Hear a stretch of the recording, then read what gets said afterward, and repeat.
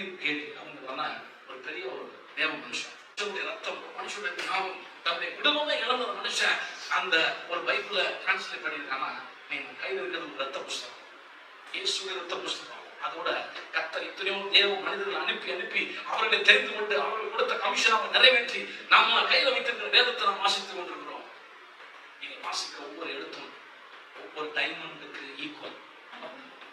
தெரிந்து கொண்ட தேவன் எங்க செட் பண்ணணும், எங்க ஆப்ரேட் பண்ணணும், எங்க வைக்கணும் அப்படின்றது அவருக்கு மட்டும் தான் தெரியும், நமக்கு தெரியாது.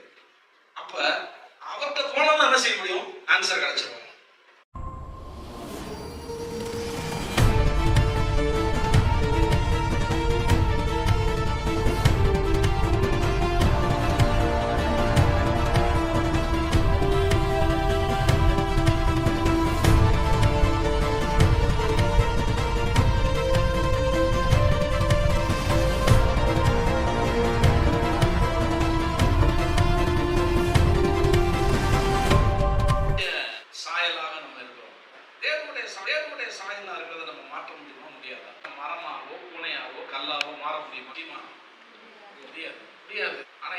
சொல்லுது அது சத்துரு சொல்றான். யார் மூலமாவோ பிசாசு சொல்றான், நீ எப்படினாலும் மாறிக்கலாம். இன்றைக்கு நம்ம வாழ்க்கையில் அநேக பிரச்சனைகள் என்ன செஞ்சுட்டு மாறிக்கலாம், மண்டையில போட்டு யோசிக்கிறோம். தேவன் இருக்காரு, அவர் பக்கம் பார்த்தீங்கன்னா அவர் உங்களுக்கு பிரச்சனை எப்படி சால்வ் பண்ணலாம் அவர் சொல்லுங்க. அது ஒரு மாயை, நல்லா புரிந்து கொள்ளுங்க. நிறைய பேர் நினைக்கிறாங்கன்னா நான் பெண்ணா மாற முடியும். வயசு வரைக்கும் நான் டிராவல் பண்ணேன், தேவையான எல்லா ஆர்கன்ஸையும் ஒரு சரீரத்துல உருவாக்கிறாங்க. ஆனா அந்த விதத்துல கர்த்தர் உங்களை தெரிந்து கொண்டிருக்கிறார். ஆனா கர்த்தர் தெரிந்து கொண்டிருக்கிறார், பெண்ணா கர்த்தர் தெரிந்து கொண்டிருக்கிறார். ஏன் கர்த்தர் உன்னைய நினைச்சிருந்தா உன்னை நாய்க்குட்டியை தெரிந்திருக்க முடியாதா? ஏன் கர்த்தர் உன் பேர் சொல்லி நீ கணேஷா இருக்கலாம் அல்லது ராஜாவா இருக்கலாம், உன் பேர் எதுவா இருக்கலாம், உன் பேரை சொல்லி கர்த்தர் தெரிந்து கொண்டிருக்கிறார் அப்படின்னா அதுல தேவனுடைய அனாதி தீர்மானம், அவருடைய சித்தம், அவருடைய நோக்கம், அவருடைய திட்டம், அவருடைய தெரிந்து கொள்ளுதல் எல்லாம் அடங்கி இருக்கிறது. அது ஒரு பேக்கேஜ். நீங்க இந்த உலகத்துல வந்துருக்கீங்கன்னா ஒரு பேக்கேஜ் பார்சலோட உலகத்துல வந்துருக்கீங்க, ஆனா வெளியே தெரியல, அவ்வளவுதான். நீங்க கெமிஸ்ட்ரியில பாத்தீங்கன்னா ஆட்டம்ஸ் சொல்லுவாங்க, ஒரு சின்ன துகள் தான். ஆனா அந்த ஆட்டம்ஸ் தான் இன்னைக்கு நீங்க எலக்ட்ரிசிட்டில எல்லாம் வேலை செஞ்சுட்டு எல்லாத்துலயுமே ஆட்டம்ஸ் தான், காத்துல எல்லாத்துலயும். அது பார்க்கறதுக்கு இத்தினொன்று தான், ஆனா அது செய்யற வேலை பயங்கரம். ஜப்பான்ல வெடிகுண்டு போட்டான் இல்லையா, வெடிகுண்டு போட இன்னைக்கும் ஜனங்கள் எல்லாரும் வேதனையில் இருக்காங்கன்னு சொல்றாங்க. அது போட்டது பெருசு கிடையாது, அது போட்ட இதே போல ஆட்டம் போல சின்ன சின்ன துகள்கள் தான். ஆனா அது பெரிய பூகம்பத்தை வெடியை விட்டாங்க. உலகத்துல கர்த்தர் இதோ என் உள்ள கைகளில் உன்னை வரைந்திருக்கிறேன், என் உள்ள கைகளில் நான் உன்னை என்ன செஞ்சிருக்கிறேன் அப்படின்னு வரைந்திருக்கிறேன். ஒரு நாள் நீங்க ஆலமரமா மாற முடியும், ஒரு நாள் நீங்க பெரிய அரச மரமா மாற முடியும், தேசத்துக்கு நீங்கள் ஆசீர்வாதமா மாற முடியும். அதுதான் தேவனுடைய தெரிந்து கொள்ளுதல். அல்லேலூயா. அப்படிதான் கர்த்தரை தெரிந்து கொள்கிறார்.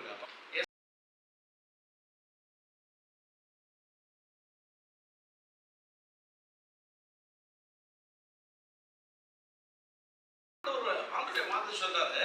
இது ஆங்கிலத்துல சில மொழிபெயர்ப்புல எப்படி சொல்லியிருக்கு அப்படின்னா, என் உள்ள கையில் எப்படி இருக்குன்னா எப்படி ஒரு நீங்க இந்த ஏரியாவில் நீங்க பார்த்துருப்பீங்க, நிறைய சிலைகள் அப்படி வடிவமைத்து வச்சிருப்பாங்க, பார்த்துருக்கீங்கன்னு தெரியும். அந்த சிலை அப்படி உடனே வருதா இல்லை, நம்ம பார்க்கும்போது பாறையா இருக்கு. ஆனா அதே ஒரு சிற்பம் செய்தவங்க பார்த்தானா எப்படி இருக்கும், அதுக்குள்ள கல்லுக்குள்ள ஒரு சிலையை பார்ப்போம், கல்லுக்குள்ள ஒரு உருவத்தை பார்ப்போம். அதை போலதான் நம்ம பார்க்கும்போது சாதாரண ஒரு ஆளா தெரியும். ஆனா தேவன் நம்மை குறித்து அற்புதமான ஒரு படத்தை வைத்திருக்கிறார். அவருடைய 2 கரங்களிலும், both hands, அவருடைய 2 கரங்களிலும். நான் அதை வாசிக்கும் போது கரம் சொல்லும்போது ஒரு கரம் தான் என் மனதில் எப்பயுமே வரும். ஆனா வேதத்துல அந்த ஆராய்ந்த போது பார்த்தா அவருடைய ஹேண்ட்ஸ்ன்னு சொல்லி 2 கரங்கள்ல எப்படி இருக்கா, நம்மை குறித்து ஒரு வரைபடத்தை தேவன் வைத்திருக்காரு. ஏனென்று சொன்னால் உங்களையும் என்னையும் இந்த இடத்துல ஒவ்வொருவரையும் God has chosen you. கர்த்தர் உங்களை தெரிந்திருக்கிறார், கர்த்தர் உங்களை தெரிந்து கொண்டிருக்கிறார், அழைத்திருக்கிறார். தேவனுடைய தெரிந்து கொள்ளுதல் உங்க மேல இருக்கு. நீங்க சும்மா அந்த இடத்துல வந்துடல சொன்னா ஏதோ வந்துட்டோம், இல்ல. God has chosen you as a purpose. ஒரு நோக்கத்தோடு கர்த்தர் உங்களை தெரிந்து கொண்டிருக்கிறார். அந்த நோக்கம் என்ன தெரியல. நீங்க ஏன்ட்ட கேட்கலாம், பாஸ்டர் நீங்க இவ்வளவு தூரம் வந்திருக்கீங்களே, உங்க நோக்கம் என்ன? என்னோட தேவன் என்னை அழைத்த நோக்கத்துல பாதி நிறைவேறிச்சா, இன்னும் முழுசா நிறைவேறல. பாதி டிராவல் பண்ணிட்டேன், எனக்கு 50 years ஆச்சு. ஆனா 50 இயர்ஸ் ஆகிறதுக்கு முன்னாடி எனக்கு 19 வயசுல இயேசு ஏற்றுட்டார். 19ஆம் வயசுல இருந்து இத்தனை வயசு வரைக்கும் நான் டிராவல் பண்ணிட்டேன். ஆண்டவரோட எத்தனையோ ஃப்ரெண்ட்ஸை பார்த்துட்டேன், எத்தனையோ பேரோட இருந்துட்டேன். ஆனா இயேசு மாதிரி ஒரு ஆளை யாரையுமே பார்க்கறது. அல்லேலூயா. அவரை போல யாரையும் பார்க்கல. எல்லா சூழ்நிலைகளும் சந்தோஷமான நேரத்தில் அவர் என்னோட இருந்திருக்கிறார், துக்கமான நேரத்தில் அவர் என்னோட இருந்திருக்கிறார். 19 வயதுல நானும் வாலிபனா இருக்கும்போது கல்லூரியில் 1ஆம் ஆண்டு படிக்கல ஆண்டவராக இயேசு முடிக்கும் போது தான் ஆண்டவராக இயேசுவை ஏற்றுக்கொண்டேன். அப்படி இயேசுவை ஏற்றுக்கொள்ளும் பொழுது எங்க வீட்டில் கத்தோலிக்க திருச்சபை, நான் வந்து பிறப்பில கிறிஸ்தவன் தான். நீங்க தெரியும், நீங்க வந்து அந்தோனியார் கோயில், செபஸ்தியார் கோயில், மாதா கோயில் இதுக்கெல்லாம் போவாங்க. ஆனா இதுக்கெல்லாம் போனா பரலோகம் இருக்கு அப்படின்னு சொல்லி பைபிள் சொல்லலை. நல்லா புரிஞ்சுக்கணும். இப்படி சொல்லிட்டீங்க, நாங்கெல்லாம் மாதா கோயில் போவோங்க, நாங்களும் சூசைப்பர் கோயில் போவோங்க, பனி மாதா கோயில், எந்த மாதா கோயிலுக்கு போகலாம். ஆனா இயேசுவை ஏற்றுக்கொண்டால் மட்டும்தான் பரலோகத்துக்கு போகணும். அதனால ஆண்டவர் இயேசு சொன்னார், நானே வழியும் சத்தியமும் ஜீவனும் இருக்கிறேன், என்னை இல்லாமல் ஒருவனும் பிதாவிடத்தில் பிதாவிடத்துல வர முடியாது. அப்படின்னா வர முடியாதபடி ஏதோ ஒரு பிரச்சனை இருக்கு. பிதாவிடத்துல போக முடியாதபடி ஒரு பிரச்சனை இருக்கு. அப்ப பிதாவிடத்துல கொண்டு போய் சேர்க்கிறது யாருன்னா இயேசு மாத்திரம் தான். வேற எந்த புனிதர்களோ எந்த மனிதனாய் எடுத்து ஒரு மனிதர்கள் எந்த ரூபத்தில் இருந்தாலும் சரி, சுவாமி ரூபத்தில் இருந்தாலும் சரி, மனிதர்கள் ஏதோ ரொம்ப பயங்கரமான பெரிய குருவை போல இருந்தாலும் சரி, அவங்க யாரும் கொண்டு போக முடியாது. நம்ம ஊர்ல நிறைய குருக்கள் இருக்காங்க, நிறைய சுவாமிகள் இருக்காங்க. அவங்கெல்லாம் இறைவன்கிட்ட கொண்டு போய் சேர்க்க முடியாது. சில பேர் நிறைய மனித யுத்திகளை வேலை செய்யறாங்க. இன்னைக்கு பெங்களூர் பட்டணத்துல சில பெரிய பெரிய ஆட்கள்லாம் இருக்கிறாங்க, சுவாமி அடிகளாக.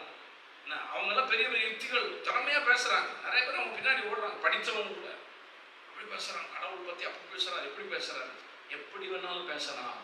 ஆனா இது மனித யுக்தி, மனித தத்துவம் உன்னை இறைவனை அடைய வைக்க முடியாது. நல்லா புரிந்து, மனித தத்துவத்தினால இறைவனை அடைய முடியாது. மனிதனுடைய பேச்சுகளாலும் அறிவினாலும் இறைவனை கண்டடைய முடியாது. அறிவினால கண்டடையா நேரம் நம்ம ஊருக்காரங்க இங்கிருந்து நாவுக்கு போயிட்டு விட்டா எத்தனையோ எத்தனையோ கோடை கண்டுபிடிச்சான். அப்படி இறைவனை கண்டடைய முடியல. நேரம் பார்த்துருக்கலாமே, பாருங்க முடியாதவர், அவர் சேரக்கூடாத ஒளியில் வாசம் செய்கிறவர். இதை வாசிக்கும் போது எனக்கு விசித்திரமா இருந்துச்சு. கொஞ்ச நாளைக்கு முன்னாடி சேரக்கூடாத ஒளின்னா ஒளி இருக்கு, அந்த ஒளியில போய் சேரவும் முடியாது. ஒளிக்குள்ள இறைவனை பார்க்க முடியுமா அப்படின்னா அதை எப்படி பார்க்கறோம் அப்படின்னு யோசிச்சு பார்த்தேன். ஒளிக்குள்ள ஒரு பிம்பத்தை கொண்டு வர முடியுமா? ஒரு பெரிய அனல் தீ எரியுது. நேற்று கூட நீங்க ஃபயர் கேம்ப்ல இருந்திருப்பீங்க. அதுக்குள்ள கடவுளை பார்த்தீங்க, ஃபயர்ல தான் தெரியுதா? தேவன் ஒளியானவர், இஸ்ரவேலின் ஒளியானவர் அப்படியெல்லாம் வேத வசனம் சொல்லுது. God is light. நம்முடைய தேவன் வெளிச்சத்தின் தேவன். அந்த வெளிச்சத்தின் பக்கத்துல யாருமே போக முடியாது, அவ்வளோ ஒளியானவர். அதனால வேத வசனம் சொல்றது கவனிங்க. அப்ப நம்ம குறிச்சு அற்புதமான ஒரு என்ன செஞ்சிருக்காரு, ஒரு வரைபடத்தை, ஒரு நோக்கத்தை, ஒரு திட்டத்தை தேவன் நம்ம வாழ்க்கையில வைத்திருக்கிறார். அது நிறைவேறணும் அப்படின்னா நீங்க யார்கிட்ட வந்தா தெரியும், அவர்கிட்ட போனா மட்டும்தான் தெரியும். உணர்ச்சிகளை கொடுத்தது தேவன் தான். நல்லா புரியும். உணர்ச்சிகள் நம்ம அவுட் ஆஃப் கண்ட்ரோல்ல போகுது. இன்னைக்கு நீங்க வந்து செல்போன் பாக்குறீங்க, எல்லாம் பாக்குறீங்க, பார்க்கும்போது வந்து நம்முடைய மாம்சம் எழுப்பி நிற்குது. செய்யலாமே உங்க சாப்பாடு, நீங்க சாப்பாடா பார்த்துட்டு இருந்தீங்கன்னா சாப்பிடதான் தோணும். நல்லா புரியுது உங்களுக்கு. வேத வசனம் சொல்லுது, எதை பார்க்குறீங்களோ அப்படிதான் நீங்க இருப்பீங்க, எதை சிந்திக்கிறீங்களோ அப்படிதான் இருப்பீங்க. நீதிமொழிகள் சொல்லிருக்கு, ஒரு மனிதனுடைய நினைவு எப்படியோ அவன் அப்படியே இருக்கிறான். The man who thinks, அவன் எப்படி யோசிக்கிறானோ அப்படியே அவன் இருப்பான் என்று சொல்லுது. அப்ப என்ன அர்த்தம் அப்படின்னா, நம்ம ஃபுட்டே பார்த்துட்டு இருந்தோம்னா உனக்கு இடைவிடாம ஃபுட்டு சாப்பிட்றதான் வந்துட்டு இருக்கும். ஒரு மோசமான காரியத்தை தொடர்ந்து பார்த்தா மோசமானதான் வரும், வேற எதுவும் வராது. அப்போ மோசமானது வரக்கூடாது அப்படின்னா யூ மஸ்ட் டேக் அவுட். நீ தான் அதை வெளியே எடுக்கணும். நீ என்ன செய்யணும், நீ தான் அதை வெளியே துரத்தணும். இப்போ உங்க வீட்டில் டிவி இருக்கு, அதே டிவியில மோசமானதையும் பார்க்க முடியும், நல்லதையும் பார்க்க முடியும். இது யார் கையில் இருக்கு? ரிமோட் யார் கையில் இருக்கு? உன் கையில் இருக்கு. அதே போலதான் செல்போன். உன் செல்போன்ல எல்லாமே இருக்கு, அதை யாரும் தடை செய்ய முடியாது. அதில் நம்பியும் இல்லாமலாம் உண்மையும் இல்லாமலாம் அதுக்கப்புறம் என்ன செய்யலாம், அழிஞ்சும் போகலாம். ஆனால் அதே நீ ஏதாவது ஒரு இன்ஃபர்மேஷன் கலெக்ட் பண்ணி முன்னேறவும் செய்யலாம். இது யார் கையில் இருக்கு? உன் கையில் இருக்கு. இந்த உலகமே ஒரு தெரிந்து கொள்ளுதல் கையில் இருக்கு. இந்த உலகமே யூ மஸ்ட் சூஸ் சம்திங். இப்ப கர்த்தர் உன்னை தெரிந்து கொண்டிருக்கிறார், இப்ப நீ உன்னை தெரிந்து கொள்ளணும். உன் வாழ்க்கையில கர்த்தர் உன்னை தெரிந்து கொண்டிருக்கிறாரு, இப்ப நீ உன்னை தெரிந்து கொள்ள வேண்டும் என்று சொல்லி தேவன் எதிர்பார்க்கிறாரு. இப்ப தேவன் எப்படிப்பட்டவர்? அற்புதமானவர், அன்புள்ளவர். அவர் வாழ்க்கையில் எல்லா நன்மைகளையும் செய்கிறவர். தேவனை பற்றி என்னெல்லாம் வாழ்க்கையில கேள்விப்படுறியோ அவர் அப்படியே தான் இருக்கிறார். தேவன் மாறவில்லை. தேவன் அகில உலகத்தை உண்டாக்கினவர், அற்புதமான தேவன். தேவனால் செய்யக்கூடாத அதிசயமான காரியம் ஒன்றுமே கிடையாது. இப்ப நம்ம சொன்னோம், இப்ப என்னுடைய நாட்டு சொன்னா ஏதாவது ஒரு பிரச்சனை வந்து என்ன செஞ்சிடும், ஐயோ பிரச்சனை வந்துச்சு அவ்வளவுதான், இனிமே ஆண்டவரே வேணாம், ஆண்டவர் போதும், இதே நிலையில தான் நான் இருந்தேன். எல்லாம் புரிந்து கொள்ளுங்க. என்ன 10th படிக்கும் போதே எங்க அம்மா கொடுத்து போவாங்க, பெர்ஃபார்மன்ஸ் கொடுத்து போவாங்க. வின்சென்ட் ராஜ், வின்சென்ட் ராஜ் அவருக்கு கொடுத்து ரொம்ப ப்ரெஷர் பண்ணி கூட்டு போவாங்க. ஆனால் அவர் வழியெல்லாம் போய் உட்காந்துருக்கேன். வீட்டில் வந்து எங்கள் அம்மாவுக்கு வந்து சண்டை நடக்கும். அங்கே ஒன்றை தாங்கலையே, ஓட்டு நம்மள நச்சரிக்கிறிய, அங்கே ஒரே சாப்பாடு நடக்கும், சண்டை நடக்கும். எப்போ சண்டை நடந்துகிட்டே இருக்கும். எங்கள் அம்மாவுக்கு என்ன, எங்கள் அப்பா சொல்ல விட்டு படா அப்படின்னு சொல்லுவாங்க. ஆனால் என்னுடைய சேட்டை நாளுக்கு நாள் அதிகமாகிட்டு இருந்துச்சு. எங்கள் அப்பா வேறு வழி இல்லாமல் இவர் எங்கேயா கொண்டு போய் திருத்துருந்தார். எல்லா மோசமான காரியத்துக்கும் போனேன். ஏன்னா நாளாகும் என்ன, அது ஃப்ரெண்ட்ஸ் சேர்க்க கூடிடுச்சு. இன்னைக்கு நிறைய வாலிப பிள்ளைங்க என்ன செய்யறாங்க அப்படின்னா, செல்ஃபோன் வச்சு ஒரே இடத்துல உட்காந்துறாங்க. இது பிசாசுடைய பயங்கரமான ஸ்ட்ராட்டஜி. உன்னைய உன் மைண்டை வேலை செய்யவே வைக்கிறது, பின்னால் வேலை செய்கிறோம். அந்த காலத்தில் எப்படின்னா எங்களுக்கு செல்ஃபோனே கிடையாது. நாங்கள் ஒரு ஊரா தாப்படிக்கிறது தான்.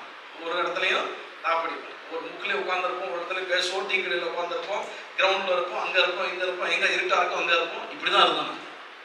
ஆனால் தேவன் ஒரு குறிப்பிட்ட நேரத்தில் என்ன தெரிந்து கொண்டார். அல்லேலூயா. இருக்கீங்களா? கொஞ்சம் உஷாரா இருக்கு கொஞ்ச நேரம். அப்ப பாருங்க, என் வாலிப இதில் நான் வந்து பிரச்சனையை சந்திக்கும் போது ஆண்டவர் இயேசு சொல்லி கூட்டு போனப்ப முதல் வாரம் எனக்கு என்ன பிரச்சனை வந்துச்சு அப்படின்னா, 11th படிக்கும் போது பக்கத்தில் இருக்கிறவன் நோட்டு வந்து காண போச்சு, அடுத்தவன் நோட்டு காண போச்சு. அவன் ஒரு நாள் திடீர்னு ஈவினிங் வந்து என்னை கூப்பிட்டாங்க, சண்டே ஈவினிங். அப்போதான் கொஞ்ச நேரத்துக்கு முன்னாடி எங்கள் அம்மாட்ட சொன்னேன், எனக்கு பசிக்குதுமா சாப்பாடு கொடுங்க. வந்து ஒருத்தங்க கதை தட்டான், டே நண்பா உன்னை கூப்பிடுறான் ஜானு அப்படின்னா. ஜான் கூப்பிடுறான், எதுக்கு நீ தான் நோட்டை வச்சிருக்கியா, உன்னை கூப்பிடுறான். நோட்டை வச்சிருக்காங்க, யாரும் நோட்டெலாம் இல்லடா. இல்லை நீ வந்து நேரம் வந்து சொல்லு, நேரம் வந்து சொல்லுவா. சரி வா போவோம். ஏன்னா டெய்லி அவனோட தான் டீ குடிக்கிறேன், டெய்லி அவனோட தான் பச்சி சாப்பிட்றேன், எல்லாம் அவனோட தான் இருக்கேன். ஆனால் திடீர்னு ஜான் தானே நான் வர்றேன் அப்படின்னு போகிறேன். ஒரு சர்ச்சை ஒட்டி ஒரு இருட்டான ஒரு இடம் இருக்கும், அதை தாண்டி கிராஸ் பண்ணி தான் வீட்டுக்கு போக முடியும். அப்படி திடீர்னு போகும்போது ஒரு 5-6 பேர் டம்மா டம்மா டம்மா போட்டு அடிச்சு விழுத்துட்டாங்க. எப்படி இருக்கும் இருட்டுங்களா? திடீர்னு ஒரு 4 பேர் வரும், அடிக்கிறேன்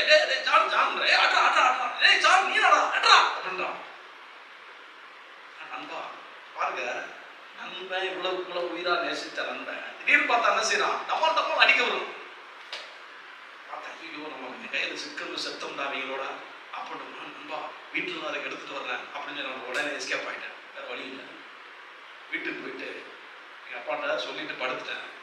எவன்டா அடிச்சது, எந்தடா வாடா அப்படின்னு நேரம் போய் போலீஸ் ஸ்டேஷனில் கம்ப்ளைண்ட் கொடுத்தாரு. அது சூழ்நிலையே மாறிடுச்சு. தேவன் என் பக்கம் வேலை செய்ய ஆரம்பிச்சார். அப்பயும் நான் உணரல, அப்போ கூட நான் உணரல. நான் நினச்சேன் சர்ச்சுக்கு போய் இந்த கூட்டத்துக்கு கூப்பிட்டு போனோன்னு இந்த பிரச்சனை வந்துடுச்சு. கூட்டத்துக்கு கூப்பிட்டு போனாங்க, பிரச்சனை வந்துச்சு, விட்டாங்க, அவங்க கூட்டு விழுத்துட்டாங்க, இனிமேல் கூட்டத்துக்கு போகக்கூடாதான்ட்டு அப்படி யோசித்தேன். அடுத்த வாரம் டியூஷன் போயிட்டு வந்து சைக்கிளை வாசல்ல வீட்டுக்குள்ளே தான் சந்தில் வீட்டுக்குள்ளே நிறுத்திட்டு சாப்பிட்டுட்டு இருக்கேன். சாப்பிட்டுட்டு கீழே போய் சைக்கிள் காணாம போச்சு. அதை வச்சு டெய்லி ஸ்கூலுக்கு போகணும். சைக்கிள் காணாம எனக்கு எப்படி இருக்கும் பாருங்க. ஏன்னா எங்கள் அம்மா கட்டாயப்படுத்தி கூப்பிட்டு போனாங்க. அடுத்த வேலை சைக்கிள் காணாம, இனிமே போகக்கூடாது. ஒரு தடவை 2 தடவை இல்லை 3 தடவை. அடுத்த வாரம் 1 வாரம் ஃபீவர். பார்த்தேன் இனிமே ஆண்டவருக்கு நமக்கு கும்பிடுது. கத்தோலிக்கத்தை சொல்லுவாங்க, என்ன சொல்லுவாங்க, நீ ஆண்டவருக்கு நெருங்கி போக போக பிரச்சனை அதிகமாகிட்டே இருக்கணும்டா, போயிடாத இருந்தாங்க. உன்னை நெருங்கி போக போக உண்மையான பிரச்சனை தான். பார்த்தேன் ஆண்டவரே வேணாண்டா சாமி அப்படின்னு சொல்லிட்டு ஆண்டவர் விட்டு வந்துட்டேன். எத்தனை நாள், 2 வருஷம் பக்கமே போகல. அதுக்கப்புறம் எங்கள் அம்மா விடல. அப்புறம் மோசமாயிட்டேன், குடிக்க ஆரம்பிச்சிட்டேன், அது கூட சுத்த ஆரம்பிச்சிட்டேன். நைட்டு வந்தால் 1 மணிக்கு வர்றது, 2 மணிக்கு வர்றது, அப்படிதான் இருந்துச்சு. எங்கள் அம்மா விடல. ஆரம்ப ஜபம் தான் நமக்கு. நம்ம 4 மணிக்கு போ, நீ ஜபத்தை நீங்கலாம் பேசிப்ப வர்றா அப்படின்னா எங்கள் அம்மா பேசிப்ப வர்றா பாரு அப்படின்னா பேசிப்பேன் உபச்சார பேர் எப்படி போகிற வார்த்தை எனக்குலாம் எனக்கு இப்போ அதுக்கப்புறம் தான் தெரியும் இந்த வார்த்தையினுடைய மீனிங்க. இப்போ அப்படி இருந்துச்சு. பட் எங்கள் அம்மா திட்டுவாங்க. பட் எங்கள் அம்மா இந்த நேரம் இந்த அம்மா வேலை போமா அப்படின்ட்டு போயிருந்தேன். பாருங்க, இப்படிலாம் இருந்த என்னைய கர்த்தர் ஒரு நாள் அவருடைய ஆவியினால எனக்கு கொடுத்தார். நண்பர்கள் இந்த மாதிரி யூத் மீட்டிங் போனேன். அங்கே ட்ரம்ஸ் வாசித்தாங்கன்னா எனக்கு ட்ரம்ஸ் வாசிக்கிறது, ஆக்ட் பண்ணுறது இதெல்லாம் ரொம்ப பிடிக்கும். உடனே நானும் அவன் என்னோட சேர்ந்து ஆக்ட் பண்ணேன், நடிக்க ஆரம்பிச்சேன். இதெல்லாம் செஞ்ச உடனே எனக்கு கொஞ்சம் இன்ட்ரெஸ்டிங்காக இருந்துச்சு. சரி அவரும் யூத்து கத்தெல்லாம் அப்படியே ஜாலியாக அப்படியே பேசுறோன்னு அவ்வளோ சூப்பர்றா அப்படின்னு அப்பப்போ போவேன், அப்பப்போ போக மாட்டேன், அப்படி இருந்தேன். ஒரு 6 மாசத்துல ஒரு நாள் பிரச்சனையோட அவரோட உட்காந்து பேசிட்டு இருக்கேன். 12 மணி திடீர்னு நான் ஜோம் பண்ணுவோம் அப்படின்னாரு. சும்மா கண்ணை மூடி தான் ஜோம் பண்ணுவான். பக்கத்தில் இருக்க அழுதுட்டான். ஓ அழுகுறான், நான் அழுகுறேன். 2.25 மணி நேரம் அழுதான்.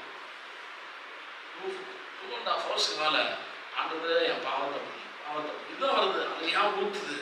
ஆண்டவருக்கு என் வாழ்க்கை அன்றைக்கு என் வாழ்க்கை மாறிடுச்சு.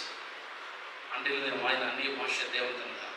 என் வாழ்க்கையில் தேவனுடைய நடத்துதல் உருவாக ஆரம்பிச்சு. தேவன் அற்புதமாக நடத்த ஆரம்பிச்சார். நான் சொல்லுவேன், ஒருவேளை நீங்கள் உட்கார்ந்துருக்கிறது நீங்கள் நினைக்கலாம், எதுக்கு வந்தேன், ஏன் வந்தேன், கூப்பிட்டான் வந்தேன், எதுக்குன்னே தெரில பிரதர், ஏன் வந்தோனோ தெரில, அப்படி நீங்கள் நினச்சிருந்தா கூட தேவன் ஒரு நோக்கத்தோடு தான் உங்களை கொண்டு வந்தார். நல்லா புரியுது. ஏதோ ஒரு நோக்கத்தோட நமக்கு என்னன்னு புரியாமல் இருக்கலாம், ஆனால் வந்திருக்கலாம். ஆனால் சம்திங் இஸ் ஹேப்பனிங். வாழ்க்கையில் ஏதோ ஒன்று நடந்துகிட்டு இருக்கு. ஒன்னே அறியாமல் ஒன்று நடந்துட்டு இருக்கு. உன்னே அறியாம ஒன்று நடக்குது எந்த வாழ்க்கையில. என்று சொன்னால் தேவன் உன்னை தெரிந்து கொண்டதுனால அவர் வைத்திருக்கிற திட்டம் உன் வாழ்க்கையில ஸ்டார்ட் ஆயிடுச்சு. வாழ்க்கை என்ன செஞ்சு தொடங்க ஆரம்பிச்சிச்சு. அதனாலதான் நீங்க வந்திருக்கீங்க. நீங்க நிறைய பேர் வராம இருக்கலாம், சில பேர் சொல்லிக்கலாம், ரொம்ப பெரிய இது போயிட்டு இருக்கு, எக்ஸிபிஷன் போயிட்டு இருக்காங்க, அதை போயிட்டு இருக்கு, இது போயிட்டு இங்க வராம எங்க போயிட்டு இருக்க அப்படின்னு சொல்லலாம். அதை பத்தி பிரச்சனை இல்லை. நீ அவருடைய நோக்கம் என்னன்னா, கர்த்தர் உன்னை ஏதோ ஒரு இடத்துல தெரிந்ததுனால அது ஸ்டார்ட் ஆனாலும் இங்க இருக்கு. அல்லேலூயா. அப்ப பாருங்க, கர்த்தருடைய வார்த்தை சொல்லுது, நியாயாதிபதிகள் புஸ்தகத்துல 6ஆம் அதிகாரம் 13ஆம் வசனம் பாருங்க. நியாயாதிபதிகள் புஸ்தகம் 6:13 சொல்லிருக்கு. அவன் கவனிங்க, நான் கொஞ்சம் மெசேஜ் மாதிரி தான் போறேன். ஏன்னா அவங்க 2 பேரும் ஃப்ரீயா பேசிட்டாங்க. அது கொஞ்சம் மெசேஜ் டைப்ல போறேன். ரொம்ப போரிங்கா இருக்கா இல்லையே?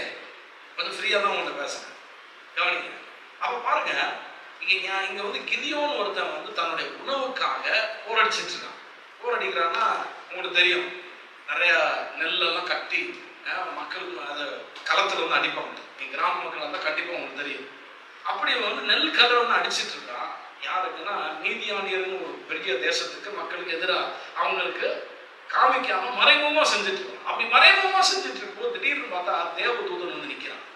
தேவதூதன் பார்த்து சொல்றான், என்னப்பா நீங்க எப்படி செஞ்சுட்டு இருக்க, பாரு உனக்காக அப்படி சொல்றான். கத்த பராக்கிரமப்பா சொல்ற, பராக்கிரமசாலியை கத்த உணவு விடுறது, மைட்டி மேன் ஆஃப் வாதர் அப்படின்றான். இவனை ஒளிஞ்சு செஞ்சுட்டு இருக்கான். எவனுக்கு தெரியாம ஒளிஞ்சு வேலையை பார்த்துட்டு இருக்கான். இவனை பார்த்து பராக்கிரமசாலி அது அப்படின்ட்டு, ஐயோ நீங்க, ஏன்னா அவனுக்குள்ள உள்ளத்துல ஒரு ஓட்டம் ஓடிட்டு, அவனுடைய ஹார்ட்ல ஒரு ஓடுது. என்ன ஓடுதுன்னா, எகிப்துல இருந்து எங்க பிதாக்கெல்லாம் எங்களை கொண்டு வந்தாங்களே, அந்த அற்புதம் எங்க, எவ்வளவு அற்புதம் நடந்துச்சு, ஈஜிப்ட்ல எவ்வளவு அற்புதம் நடந்துச்சு, ஆண்டவர் அற்புதமா நடத்தினாரு, அதெல்லாம் ஒண்ணும் காணாம இப்ப நாங்க மோசமா ஒளிஞ்சு போய் என்னமோ செஞ்சுட்டு இருக்கோமே. அவன் உள்ளத்துல பயங்கரமான ஒரு ஏக்கம், பயங்கரமான ஒரு ஏக்கத்தோடு வேலை செய்யறான். ஆனா இன்னைக்கு உன் உள்ளத்துல ஒரு ஏக்கம், இதுவும் ஒர்க் அவுட் ஆகல, ஏன் நடக்கக்கூடாது, அவருக்கு நடந்தது ஏன் நடக்கக்கூடாது, இந்த அற்புதம் நடக்கக்கூடாதா, இந்த ஏக்கம் ஒரு விதமான ஒரு ஏக்கம், ஒரு ஏதோ ஒன்று ஆண்டவர்கிட்ட சொல்லணும் அப்படின்னு ஒன்று தோணுது பார்த்தீங்களா, அதை கொடுத்ததே தேவன் தான். ஏதோ ஒன்று உங்க ஆண்டவருக்கு பெற்றுக்கொள்ளணும் அப்படின்னு விரும்புறீங்களா, அதை கொடுத்ததே தேவன் தான். இப்ப இங்க இவனுடைய வாழ்க்கையில தான் நடக்குது. இதனுடைய வாழ்க்கையில ஆண்டவரை பார்த்து சொல்ற, ஆண்டவருடைய அற்புதம் இங்க காணா, இவ்வளவு நாட்களாக அப்படி ஓடிட்டு இருந்தோம், எல்லாத்துக்கும் பயந்துட்டு இருந்தோமே, ஆனா ஒண்ணுமே நடக்க மாட்டேங்குது அப்படின்னு சொல்லி ஆண்டவரை பார்த்து கேட்கிறார். ஆண்டவர் சொல்றாரு, நீதான் அந்த ஆள்னு சொல்றாரு. அந்த அற்புதத்துக்குரிய ஆள் யாரு? நீதான். நான் அந்த வசனத்தை வாசிங்க, எடுத்துருக்கீங்களா? 6:13.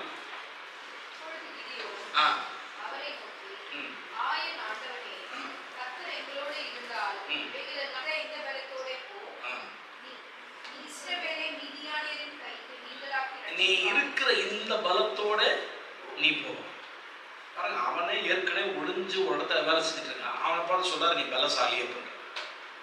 நம்ம நினைப்போம், இதை படிக்கிறது நம்மளால முடியல, இதை செய்ய நம்மளால முடியல, இந்த வேலையை செய்ய முடியல, இதெல்லாம் செய்ய முடியலன்னு சொல்லிட்டு இருக்கீங்களே. ஆண்டவர் பக்கத்துல சொல்றாரு, நீ தான் அந்த பராக்கிரமசாலி, நீ தான் அந்த பராக்கிரமசாலி, நான் உன்னோடு கூட இருக்கிறேன், நான் உனக்கு அந்த பலத்தை தர்றேன், நான் உன்னை செய்ய வைக்கிறேன் அப்படின்னு ஆண்டவர் சொல்றாரு.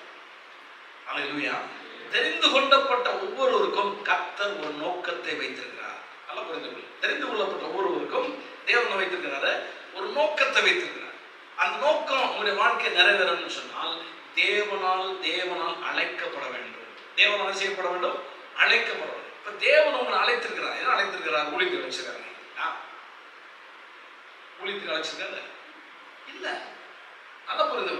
ஏதோ ஆண்டவர் தேடிட்ட ஊழியத்துக்கு அழைப்புன்னு இல்லை, ஒவ்வொருவரையும் ஒரு நோக்கத்தோடு அழைக்கிறார். பீட்டர் அழைச்சாரு. அவன் பீட்டர் என்ன செஞ்சுருந்தான்? மீன் பிடிச்சிட்டு இருந்தான். அவனை எதுக்கு அழைத்தாரு? அவனை ஒரு அப்போஸ்தலனா தேவன் அழைத்தார். பவுல் என்ன செஞ்சுட்டு இருந்தாரு? நல்லா படிச்ச ஒரு பவுல், ஆனா பீட்டர் படிக்காதவர். ஆனா பவுல் படித்தவர். ஆனா அவர் கமாலியின் பாதப்படியில படித்தவர், பயங்கரமான தத்துவங்கள் அறிந்தவர், வேதத்தை நல்லா தெரிந்தவர். ஆனா அவர் மோசமா வேதத்துக்காக சரிநிகராக சண்டை போட்டு மக்களை என்ன செய்தார்? கட்டி இழுத்து கொண்டு போய் அடிச்சிட்டு இருந்தாரு. ஆனா அவரை தேவன் தெரிந்து கொண்டார். ஒவ்வொருவரை இன்னொரு மேத்யூ சொல்றார். மத்தேயு ஒரு வரி வசூலிக்கிறார். ஒவ்வொருடைய பின்னணி வித்தியாசமானது. மத்தேயு வரி வசூலிக்கிறால அவனை கர்த்தர் தெரிந்து கொண்டார். ஏன்னா அவனை வச்சு ஒரு காரியத்தை செய்ய. லூக்கா அவர் ஒரு டாக்டர், அந்த டாக்டர் கர்த்தர் தெரிந்து கொண்டார். ஆனா யோசித்து பாருங்க, தேவனுடைய ஊழியத்துல எல்லாரும் செயல்பட முடியும். தேவனுடைய ஊழியத்துல எல்லாரும் வேலை செய்ய முடியும். கர்த்தர் உங்களுக்கு உலக பிரகாரமான வேலைகளை தரலாம். ஒருவேளை நீங்க இன்ஜினியரா இருக்கலாம், டாக்டரா இருக்கலாம், அல்லது ஏதோ ஒரு வேலையை கொடுக்கலாம். கர்த்தர் உங்களை உயர்வுல கொண்டு போகலாம். ஆனால் தேவன் உங்கள் மேல் வைத்த ஒரு அழைப்பு ஒன்று இருக்கிறது. அந்த அழைப்பு நிறைவேறும் என்று சொன்னால் கர்த்தருடைய தெரிந்து கொள்வது தான் உங்களை கொண்டு வருது அழைப்புக்கு நேராக. கர்த்தர் உங்களை தெரிந்து கொண்டாரு. கர்த்தர் அதை தெரிந்து கொண்டு தேவன் உங்களை அதற்கு நேராக அனுப்புகிறார். God is sending you. கர்த்தர் உங்களை அனுப்புகிறார். எதற்கு? அவருடைய சித்தத்தை நோக்கத்தை நிறைவேற்றுவதற்காக கர்த்தர் உங்களை அனுப்புகிறார். இங்க கிதியோனை கர்த்தர் அனுப்புறார். எங்க அனுப்புறாரு? இந்த மீதியானரை வெற்றி கொண்டு வரும்படியாக கர்த்தர் அவனை அனுப்புகிறார். God is commissioning. கர்த்தர் ஒரு கமிஷன் கொடுக்கிறார், ஒரு வேலையை கொடுக்கிறார், ஒரு காரியத்தை செய்வதற்கு. இப்ப நீங்க எல்லாம் உங்க மேல ஒரு கமிஷன் இருக்கு. நல்லா புரியுது. கர்த்தர் ஒரு கமிஷன் உங்க மேல வச்சிருக்காரு. கர்த்தர் உங்க மேல அவங்களை அனுப்புகிறார். அப்படின்னு என்ன அர்த்தம்னா, God is sending you to fulfill his plan. கர்த்தருடைய திட்டத்தை நிறைவேற்றுவதற்காக தேவன் என்ன செய்யறாரு? ஒரு கமிஷன் வச்சு உங்க மேல அனுப்பிச்சிருக்காரு. இப்ப இந்த கமிஷன் நிறைவேறணும்னா தேவனுடைய தெரிந்து கொள்ளுடைய பாதையில் நீங்க நடந்து வரும்போதே ஒவ்வொன்றா நிறைவேறாது. அல்லேலூயா. ஒவ்வொன்றா நிறைவேறாது. பாருங்க, ஹென்ரி ஃபோர்டு நீங்க நல்லா தெரியும். ஃபோர்டுன்னு சொல்லி கார் தெரியுமா? அவர் வந்து ஒரு வயசான ஒரு சமயத்தில் என்ன செய்தாரா? அவர் கார் ஓட்டிட்டு போயிருக்கார். திடீர்னு ஆப்போசிட் ட்ராக்ல ஒருத்தர் கார் நின்று ஒரு திறந்து பார்த்து காரை ரிப்பேர் பண்ணியிருந்தார். உடனே இவர் என்ன செஞ்சாலும் அவர் காரை விட்டு இறங்கி போய் அவர் காரை பார்த்துட்டு இருந்தார். பார்த்து என்ன செய்யுது? கார் ஓடல. இவர் வயசானவர் சொல்லுங்க, கார் ஓடலன்னா அந்த காரை நான் வேணா ஹெல்ப் பண்ணவா அப்படின்ட்டு. உடனே அந்த பார்த்துறேன், இவனே கரெக்டு பையன், இவன் வந்து என்ன ஹெல்ப் பண்ண போறான். நான் இல்லை I can do, you can go அப்படின்றான். இல்லை அவர் சொல்றாரு, கொஞ்சம் ஹெல்ப் பண்றாங்க. ரெண்டாம் முறை கேட்குறது யாரு? ஹென்ரி ஃபோர்டு கேட்குறாரு, கொஞ்சம் ஹெல்ப் பண்ணணும், நானும் ஒன்று ஹெல்ப் பண்ணேன். இல்லை நான் பார்த்துக்கிறேன், I am engineer, I can do anything, you can go அப்படின்றான். பாருங்க, அவன் வந்து இன்ஜினியர், மெக்கானிக்கல் இன்ஜினியர், அவர் படிச்சது சொல்றாரு, எல்லாத்தையும் நீ போயிட்டு வாங்க. உடனே அவரோட சொல்ல, இல்லை மூணாவது முறை கேட்குறேன், என்னால் செய்ய முடியும். வந்து அரை மணி நேரமாக கேட்டுட்டு இருக்கேன். கடைசியில் ஒரு வழி இல்லாமல் என்ன பண்ணா, மூணாவது கேட்டவொன்னு சரி ஏதோ செய்யுங்க. 2 நிமிஷம் தான். அவர் எங்கெங்க தொட்டவுடனே கார் ஸ்டார்ட் ஆயிடுச்சு. இவன் பல மணி நேரம் உட்காந்து ஓட்டிட்டு இருக்கான். அப்போதான் சொல்லியிருக்காரு, எப்படி சார் இப்படி ஸ்டார்ட் பண்ணீங்க? நான் சொன்னேன், I am the Henry Ford, I am the manufacturer அப்படின்னா. யோசிச்சு பாருங்க, அதை உருவாக்கினவனே நான் தான். யோசிச்சு பாருங்க, இன்றைக்கு நம்ம வாழ்க்கையில் அநேக பிரச்சனைகள் என்ன செஞ்சுட்டு இருக்கோம்? மண்டையில் போட்டு யோசிக்கிறோம். ஆனால் நம்ம உருவாக்குனவர் தேவன் இருக்காரு, அவர் பக்கம் வந்தீங்கன்னா போதும், அவர் உங்களுக்கு பிரச்சனை எப்படி சால்வ் பண்ணணும் அவருக்கு மட்டும்தான் தெரியும். அல்லேலூயா. உங்களை தெரிந்து கொண்ட தேவன் எங்கே செட் பண்ணணும், எங்களை ஆப்ரேட் பண்ணணும், எங்களை வைக்கணும் அப்படின்றது அவருக்கு மட்டும்தான் தெரியும், நமக்கு தெரியாது.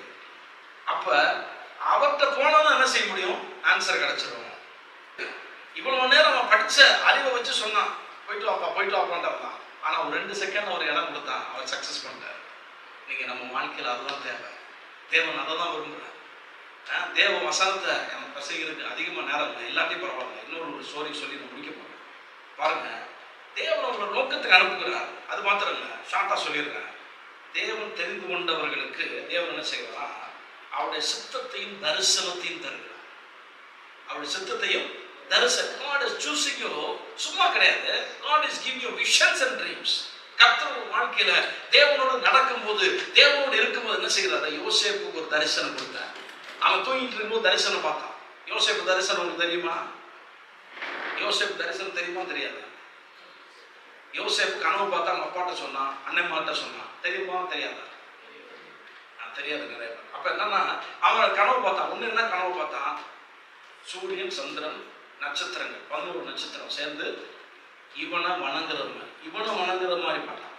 சின்ன பையன் உங்களை மாதிரி சின்ன பையன் தான் வணங்குற மாதிரி பார்த்தான். இன்னொரு பார்த்தா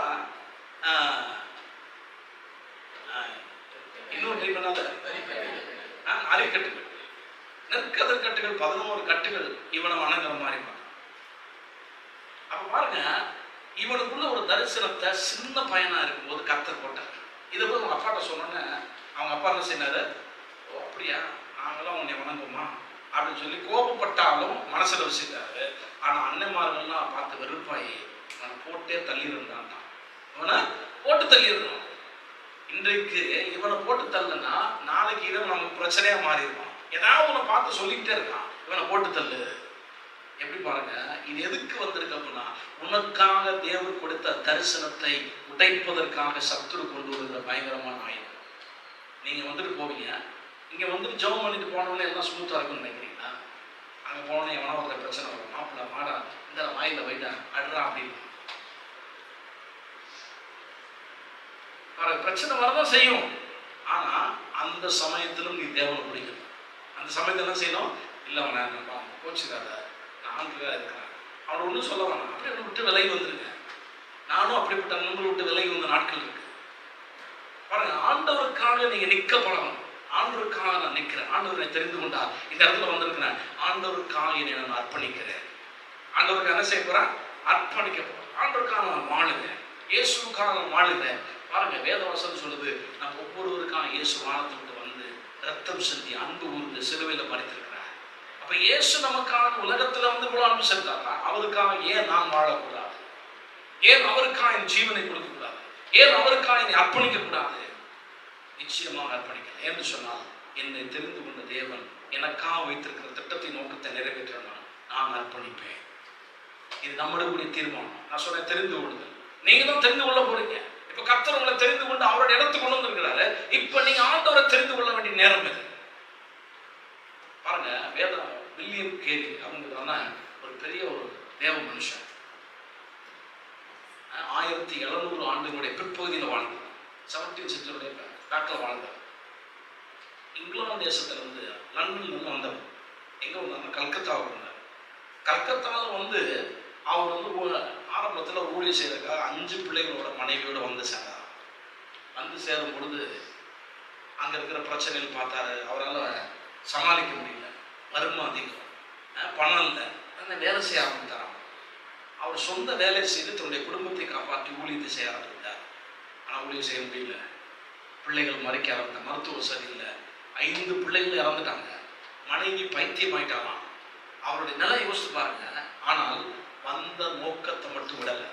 தேவன் அழைத்தாரு, தேவன் தெரிந்து கொண்டாரு, இந்திய தேசத்துக்கு போன்னு சொன்னாலே அந்த நோக்கத்தை விட்டு விடல. அப்படியே கல்கத்தா தேசத்துல இருந்தார். பாருங்க, தமிழ்ல மொழிபெயர்க்கப்பட்ட பிறகு அவர் பைபிள்ல 2வதாக வங்காள தேச மொழியில வங்காளத்துல மொழிபெயர்த்தவர் வில்லியம் கேரி. அதுக்கப்புறம் ஹிந்தி எல்லாத்தையும் 20 மொழிகள்ல முழு பைபிளை மொழிபெயர்த்திருக்கிறார் ஒரே மனுஷன். எவ்வளவு பயங்கரமான கஷ்டங்கள், பயங்கரமான பாடுகள். ஆனா ஒரு நாளும் இயேசுவை விட்டவர் விலகவில்லை. இயேசு விட்டு என்ன செய்யல? விலகல. ஏன்னா அவர் என்னை தெரிந்து ஆண்டவர் இருக்கிற மாதிரி ஒரு ஃபீலிங் இல்லை பிரதர். ஃபீலிங் இருக்கோ இல்லையோ, கர்த்தரை தெரிந்து கொண்டவர் அனுப்பினார். நிச்சயமா என்னோட தேவன். பல பிரச்சனைகள் அவரதுல கதையில கேட்ட போது வேதனையா இருந்துச்சு. 5 வயசு பையன் இறந்து போயிட்டான். அவனை அடக்கம் பண்றதுக்கு ஆள்ல, இவரே குழிய தோண்டி தான் பிள்ளை அடக்கம் பண்ணார். எவ்வளவு ஒரு வேதனை பாருங்க. ஏதோ ஒரு தேசத்துல லண்டன்ல சூப்பரா வாழ்ந்துருக்கலாம். ஆனா அதை விட்டுட்டு இந்த இந்திய தேசத்தில் மண்ணுக்காக வந்து இங்க அவரால் பயங்கரமான காரியங்கள் 1-2 இல்ல. செராம்பூர் யூனிவர்சிட்டி கட்டியிருக்கிறார். இன்னைக்கு செராம்பூர் யூனிவர்சிட்டி அது மாத்திரம் இல்ல, காஃபியை கொண்டு வந்தவர் அவர் தான். காஃபியை நம்ம பார்க்குறோமே, காஃபியை கொண்டு வந்தார். அநேக காரியங்கள், அநேக தாவரவியல்ல, பாட்டனியில் நிறைய காரியங்களை கொண்டு வந்திருக்கிறார். தேயிலை கொண்டு வந்து பல காரியங்கள் அவர் கொண்டு வந்து என்ன செஞ்சிருக்காங்க, பயிரிட ஆரம்பிச்சிருக்காரு. அது மூலமாக இங்க தாவரவியல் ஒரு மாற்றத்தை ஏற்படுத்தியிருக்கிறார். சமூக சேவை செய்திருக்கிறார் மக்களுக்கு. யோசிப்பார். அது மாத்திரம் இல்ல, உடன்கட்டை ஏறுதல். உடன்கட்டை ஏறுதல் உங்களுக்கு நல்லா தெரியும். ஒரு கணவன் இறந்துட்டா மனைவி என்ன செய்யணும், வச்சு எரிக்கணும். அவன் சாகும் போதே அதுக்கு முதலாக தைரியமா நின்று போராடி ராஜாராம் மோகன் ராயோட நின்று அன்னைக்கு இருந்த பிரபுவோடு சேர்ந்து அதை என்ன செய்யறாங்க, வங்காள மொழியில சொல்றாரு. அவர் அன்னைக்கு சர்ச்சை போகணுமா, சண்டே சர்ச்சை விட்டுட்டு அதை இங்கிலீஷ்ல இருந்து வங்காள மொழியில டிரான்ஸ்லேட் பண்ணி அன்னைக்கே உடனே அதை என்ன செய்யறாங்களாம், ஃபுல்ஃபில் பண்ணாங்க. ஏன்னா அது செய்யலைன்னா அந்த நேரத்துல யாராவது 4 பேர் செத்து போயிடுவாங்க அப்படின்னு சொல்லிட்டு உடனே சர்ச்சுக்கு போறவங்க நிறுத்தி செஞ்சு. அப்ப எவ்வளவு தூரம் இந்திய தேசத்தின் மக்கள் மேல் ஒரு மனுஷன் தாகமா இருக்காங்க, உங்க மேல் தாகமா இருக்கிறார். ஏன்னு சொன்னால் இந்த சந்ததியில பிறந்திருக்கிறேன், நம்ம மேல கர்த்தர் ஒரு தெரிந்து கொள்ளுதலை வைத்திருக்கிறார். ஏன்னு சொன்னால் இந்திய தேசத்தினுடைய ஃபியூச்சர், எதிர்காலம் யார் கையில இருக்குன்னா உங்க கையில இருக்கு. அல்லேலூயா. உங்க கையில இருக்குது, நம்ம கையில இருக்குது. இப்ப எதிர்காலத்தை நான் நிர்மாணிக்க வேண்டிய பாருங்க. அன்னைக்கு அவர் போட்ட விதை, அவர் அன்னைக்கு செஞ்ச காரியம் தான் இன்னைக்கு தமிழ் பைபிள் எத்தனையோ பைபிள் வாசிட்டு இருக்காங்க. அவங்க ஒரு மனுஷனுடைய ரத்தம், ஒரு மனுஷனுடைய தியாகம், தன்னுடைய குடும்பமே இழந்த ஒரு மனுஷன் அந்த ஒரு பைபிளை டிரான்ஸ்லேட் பண்ணியிருக்காங்கன்னா நீங்க கையில் இருக்கிறது ஒரு ரத்த புஸ்தகம், இயேசுடைய ரத்த புஸ்தகம். அதோட கர்த்தர் எத்தனையோ தேவ மனிதர்கள் அனுப்பி அவர்களை தெரிந்து கொண்டு அவர்கள் கொடுத்த கமிஷன் அவங்க நிறைவேற்றி நம்ம கையில வைத்திருக்கிற வேதத்தை நாம் வாசித்துக் கொண்டிருக்கிறோம். நீங்க வாசிக்கிற ஒவ்வொரு எழுத்தும் ஒவ்வொரு டைமண்டுக்கு ஈக்குவல். ஒவ்வொரு டைமண்டுக்கு ஈக்குவல். சாதாரணமானது கிடையாது. உங்க கையில் இருக்க வேத புஸ்தகம், உங்க வீட்டுல பொண்ணு வெள்ளி பெரிய கோடீஸ்வரமா இல்லாம இருக்கலாம், ஆனா வேத புஸ்தகம் ஒண்ணு இருந்தா போதும், கர்த்தர் உங்களை உயர்த்திக்கலாம். அல்லேலூயா. கர்த்தர் உங்களை தெரிந்து கொண்டிருக்கிறான்னு சொன்னால் அது பெரிய நோக்கம் இருக்கு. அந்த சித்தத்தை தேவன் நிச்சயமாக உங்க வாழ்க்கையில் நிறைவேற்றுவார் என்று நான் நம்புகிறேன். அது மாத்திரமல்ல, கடைசியாக நான் ஒரு காரியத்தை சொல்லி முடிச்சிடறேன்.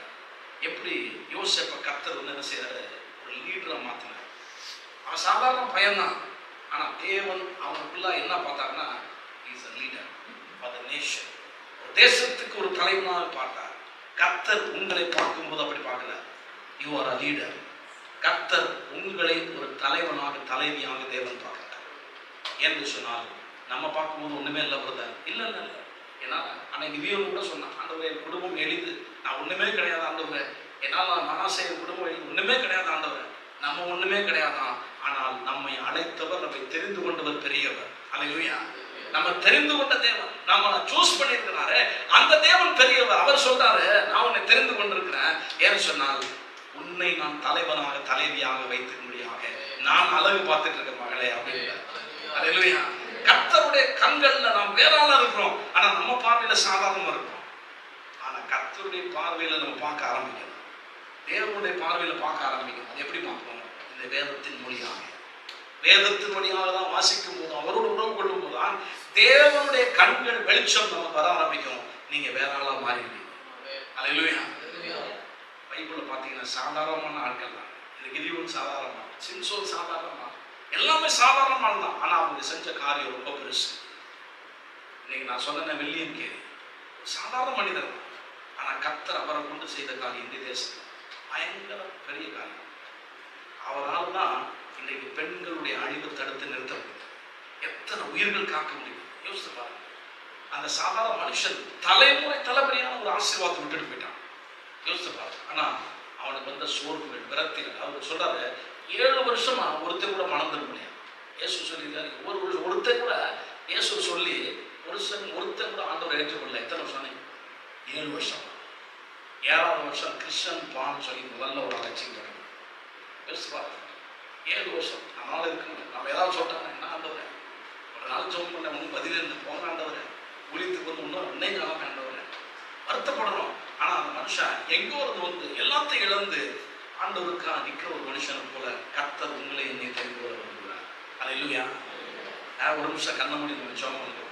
நான் சொல்ல வந்த செய்தியை நான் சொல்லி கொடுக்க முடியல, ஆனா இருந்தாலும் பரவாயில்ல. கர்த்தர் இதோடு உங்களோட பேசியிருப்பார், நான் நம்புறேன். கர்த்தர் உங்களை தெரிந்து கொண்டிருக்கிறார், கர்த்தர் உங்களை அழைத்திருக்கிறார், கர்த்தர் உங்களை என்ன செய்தார், நோக்கத்தை திட்டமிட்டு வைத்திருக்கிறார். அந்த கமிஷனோடு கர்த்தர் உங்களை அழைத்திருக்கிறார்.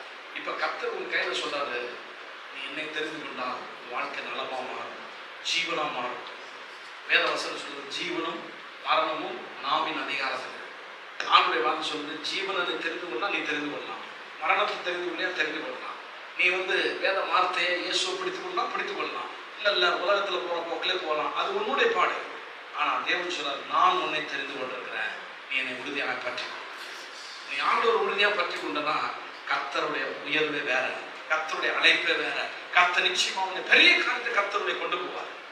எல்லாரும் அப்படியே கண்களை கூட்டி அப்படியே ஆண்டவர் நன்றி சொல்லுவோம். ஆண்டவரே உங்க ஸ்தோத்திரம், பிதாவே உங்க ஸ்தோத்திரம்.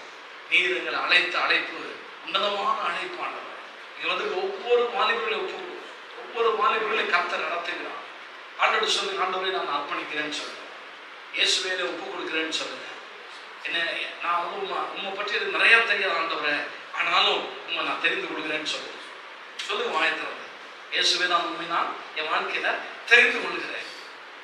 நீங்க எனக்குள்ள வந்துட்டீங்க, என்னை அழைச்சிட்டீங்க, அதனால நான் உங்க விட மாட்டேன் ஆண்டவரே, நீங்க என்னை நடத்தி சொல்லுங்க. என் வாழ்க்கை உங்களுடைய கருத்தில் ஒப்பு கொடுக்குறேன். எப்படி தேவ மனிதர்கள்லாம் ஒப்பு கொடுத்தாங்களோ அதை போல என் வாழ்க்கையை ஒப்பு கொடுக்குற ஆண்டவரே, என் வாழ்க்கையில தெரிந்து கொண்டவர் என்னை நடத்தி சொல்லுங்கன்னு சொல்லுங்க. அதை கர்த்தாவே உங்களுக்கு நன்றி செலுத்துகிறேன். இதனாலே உடைய பிள்ளைகள் ஒவ்வொருவரையும் ஆசீர்வதியும்.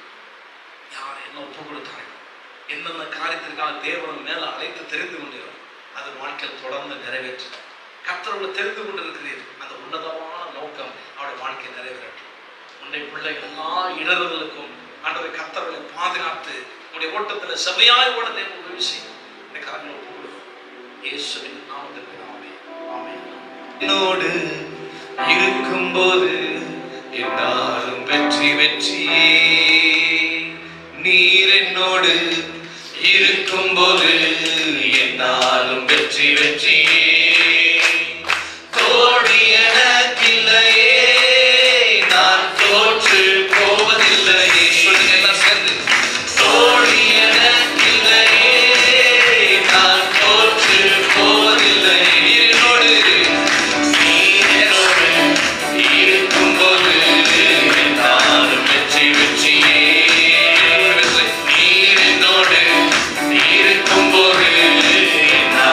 வெற்றி வெற்றி